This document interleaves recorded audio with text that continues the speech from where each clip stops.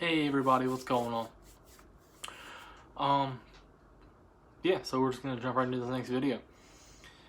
I believe where I left off in my other video was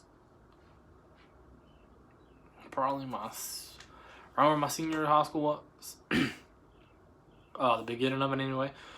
So we're just gonna finish that part. So probably about halfway through my senior year, maybe a little bit through my senior high school, my mom was getting a lot better. Things were starting, I don't want to say get back to normal, but as close to normal as they could be. And yeah, everything was just going really good. I was a lot happier then. I feel like everybody was. But yeah, she started to make recovery. She started to get mobility back in her arm and leg from, the cancer affecting it before. And yeah, everything was just going really good. She got to see me graduate, which was awesome. She was super happy and super proud. Yeah. And then after that, things were actually really good for a good while. But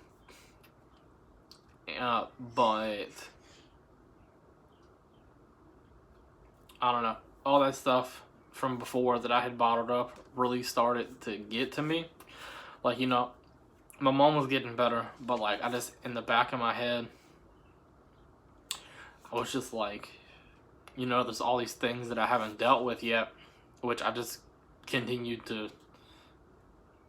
I get the best way to describe what I was doing with just all that sadness and anger that I wasn't expressing or didn't express when I was going through it was be like, imagine if you had a stick and you were trying to just take too much of something for you to handle, or too much something to fit into a container, and you just took that stick and just just kept beating it down until it compacted, is the best way I can describe what was happening. Because I just hadn't dealt with it, and things were, I was feeling it then. It wasn't nearly as bad as it got, but I was feeling it then, and I was having a hard time managing at the job I had gotten after I graduated, which was at Fridays as a host. And I would be I'd be at work some nights, and there'd be large groups of people, as there are on Friday, Saturday nights for dinner. And it would start to get to where there'd be a wait list, and then I would just completely shut down and not be able to function. And that's, I think, when I started to notice the anxiety part of it. Because before I thought I was just depressed. I was been really sad for a really long time, and I was like, oh, I'm just depressed, But that's when I started to notice the anxiety.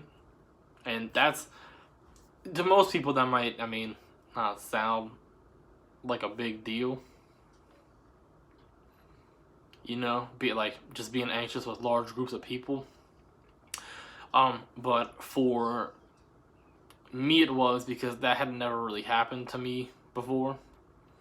I don't mean oh, I got a little nervous or something like that. I mean, there was a night where I was the lead up front, and I disappeared for 30 minutes into a bathroom stall and had one of the most severe anxiety attacks I've ever had in my life.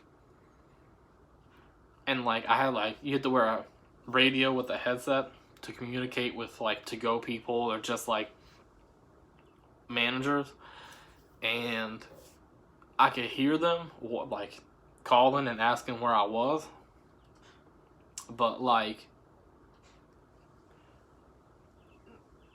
I couldn't respond. It's like I was just in my own like bubble of freak out. And I don't know, it scared me like a lot because, like I said, that had never happened before. I never dealt with anything like that before, and yeah, so that's when I started to notice that, and then fast forward some more, things with my mom started to get worse, where she started like to lose the mobility in her arm and leg again, like severely, like a lot. You know, and like I said, her eyesight started going, and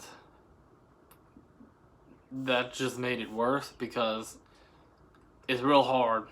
I mean, I'm sure some people know, and you can imagine, like on a daily basis, it's really hard to go from real bad news to like possibly good news back to bad news again, and then you think that it's good news from here on out, like for the rest of the way, and then bad news hits you again, like real bad news hits you again. Like I said, where she got diagnosed the second time with that inoperable tumor, and just to have to be, you know, 18, 19, 20 years old, and just slowly watch your mom deteriorate. Like, her just condition just kept getting worse and worse, and it sucks because there's nothing you can do about it, and you just have to watch it happen. Like I said, especially with the other video, just how strong of a person she was, and just how much I looked up to her. Like, just to watch that and just know that there's nothing that you can do is the worst feeling in the world. And again, I didn't know how to express how I felt, but B, I didn't want to, because I have the stigma of, you know, guys don't talk about their feelings, and like I'm supposed to be strong, and I'm gonna look weak if I tell somebody how I feel, you know. And then C, like 3, whatever you want to say, I didn't think it was gonna work. Like, it's in my mind, I could not vision going and talking to somebody how I felt, and then like them being able to relate. I was convinced that like going to talk to a counselor or a therapist or anything like that was just gonna be the cookie cutter, how it is in TV and movies, where it's just, well, how do you feel, or how does that make you feel? And I already have a hard enough time expressing how I feel sometimes, and then to be in a room with somebody I don't know, like, I just was uncomfortable with that. And I was like, you know, it's not going to help. Counseling doesn't work. Therapy doesn't work. Like, I was just convinced of that.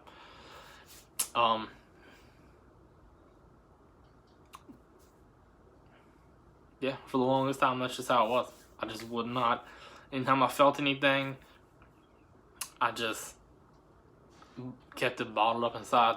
Like, I just compacted it and was like, nope, I don't have time. Like, no. And I just kept trying to function and move on. And in the long run, that was a very big mistake. Like, it's not, if you feel like that, if you ever go through anything like that, talk to somebody. If you know, if you don't want to go to counseling, or if you don't trust it at first, because I'll get into that. But yeah, like, just even just talking about not even everything, but just telling people like, oh, you know, I've been dealing with depression lately, or like I'm just really anxious. Like even just that, it helps. Even if they don't know how to deal with it, just tell them. Say, I just need to tell you this, and like, you know, I'm not expecting you to know how this feels, but like I just need to get it off my chest. You know, you can contact me if you want, and I'll just listen. I won't say anything if you don't want me to. I'm just, you know, my inbox, it's open. My comments on these videos, they're open. Like, yeah, I encourage you to talk about it to anybody, or go see a counselor, go to therapy, like go talk to somebody, please. I'm gonna get into more detailed after that. The next couple of videos are gonna be after my mom died, and how I dealt with that, how I continue to deal with that, you know, up until when I went to counseling. There's going to be a video about the people around me, about my brothers and my dad, and how they dealt with it, how we interacted with each other. Yeah. Hope you enjoyed this video. Have a good day.